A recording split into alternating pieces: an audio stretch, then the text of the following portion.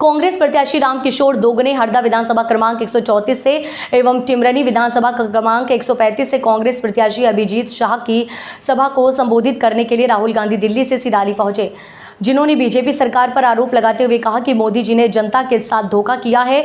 उन्होंने 15 लाख देने की बात कही थी जो आज तक जनता के खातों में नहीं आई।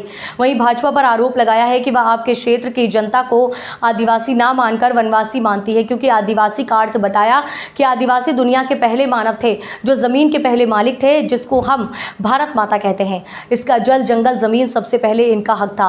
वहीं बीजेपी आपको वनवासी मानती है, वह लोग जो जंगल में रहते हैं। वहीं उन्होंने कहा कि बीजेपी की सोच यह है कि मध्य प्रदेश में एक आदिवासी युवा खड़ा था जिस पर सत्ता के नशे में चूर बीजेपी नेता पेशाब कर देता है और उसका वीडियो बनाकर पूरे देश में और प्रदेश में उसको वायरल कर उसे अपमानित करता है।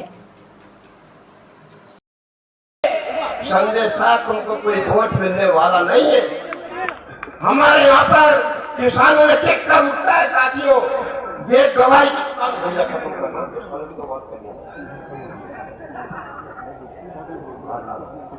हमारे यहाँ पर नकली खाद की, नकली दवाई की और कृषि विभाग के अधिकारी ये कमल पटेल के दबाव में हफ्ता वसूली करने में दुकान दुकान लगे हुए थे। कहाँ गए थे ये लोग, कहाँ गई थी सरकार, कहाँ गया था हमारा मंत्री जब हमारे यहाँ पर 2020 का बीमा 350 करोड़ रुपया आधा जिलों को मिलना था, नहीं मिला। ये कमल पटेल बीमा कंपनी के अधिकारियों से मिलकर आपका पूरा बीमा खा गया। ये संजय शाह आपका बीमा।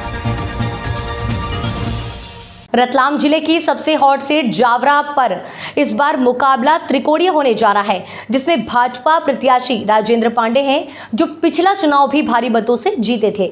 वहीं उनके सामने इस बार कांग्रेस ने वीरेंद्र सिंह सोलंकी को टिकट दिया है, तो निर्दलीय में करणी सेना के अध्यक्ष जीवन सिंह शेरपुर भी मैदान में हैं। शेरपुर के आने से मुकाबला त्रिकोणीय और रोचक बन गया है, क्योंकि अभी तक इस विधानसभा में केवल कांग्रेस भाजपा ही मुकाबले में रहते हैं। उनके आने से अब जीत किस पार्टी को मिलेगी ये बता पाना बहुत मुश्किल है, परंतु इस कांटे के मुकाबले में करणी सेना के अध्यक्ष आने से प्रदेश की निगाहें टिकी हुई हैं।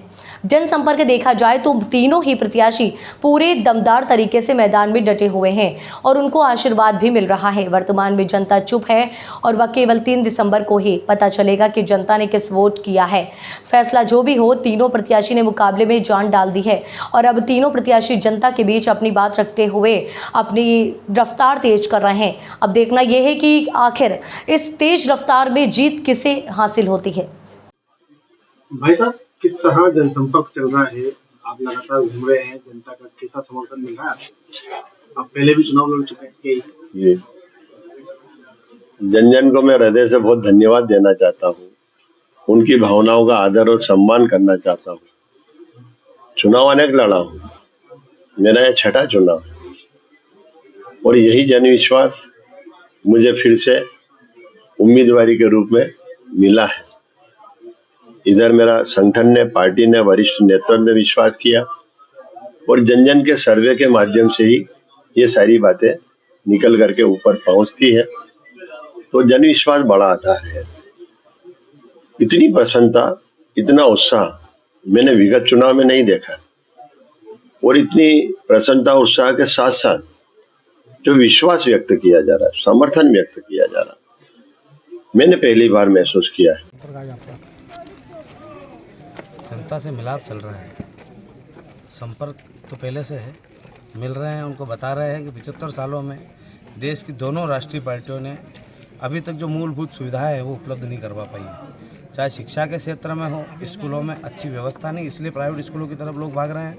सरकारी अस्पतालों में अच्छी व्यवस्थाएं नहीं है, इस वजह से प्राइवेट अस्पतालों की ओर भाग रहे हैं और रोजगार के लिए प्रदेश छोड़ के बाहर प्रदेशों में काम करने के लिए जा रहे हैं, देश से बाहर भी काम करने के लिए जा रहे हैं। तो इसके पीछे कोई फेल हुआ है तो सरकारें फेल हुई है, चाहे वो कांग्रेस की रही हो या भाजपा की रही हो। आम व्यक्ति फेल नहीं हुआ। आम व्यक्ति ने पहले कांग्रेस पे विश्वास जताया, कांग्रेस फेल हो गई, भाजपा पे जताया, वो फेल हो गई।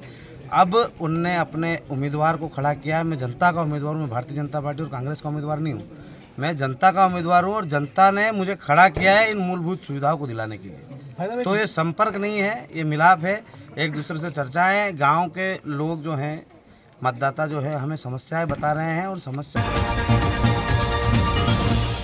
मंगलवार को समाजवादी पार्टी के प्रत्याशी देवेंद्र यादव ने शोभापुर, उदयपुर एवं विभिन्न क्षेत्रों में जनसंपर्क किया। जनसंपर्क के दौरान देवेंद्र यादव ने कहा कि मैं नेता नहीं, सेवक हूं।